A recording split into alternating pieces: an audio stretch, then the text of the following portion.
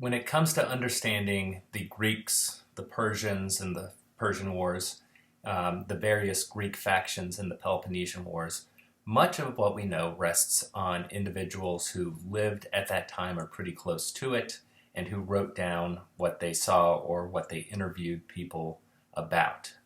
And for the Persian Wars, that person is Herodotus of Halicarnassus. Just so you know, he lived 45 to 425, which means that he was a little kid in the midst of the Persian Wars. He wouldn't have been able to experience them really firsthand, but he could talk to people who had.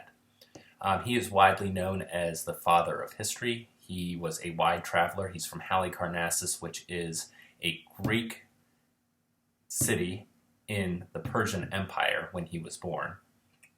He travels all over the place, and eventually he settles in Athens and chronicles the rise of the Persian Empire and the origins of Athens and Sparta. And you can see here in his very first introduction to his book, The Histories, what he says is his goal. He wants to preserve from decay the remembrance of what great men have done. He wants to prevent the great and wonderful actions of both the Greeks and the non-Greeks, barbarians, from losing their due need of glory, and to put on record why they fought. Fun little tangent here. Barbaroi was the Greek word for barbarians.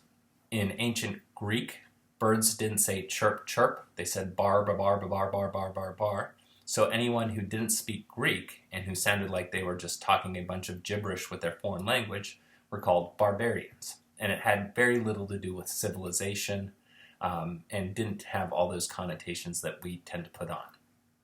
So largely what we get from Herodotus are some way back histories. He talks about the Trojan War, but his big focus is the Persian War and why it's important to the Greeks.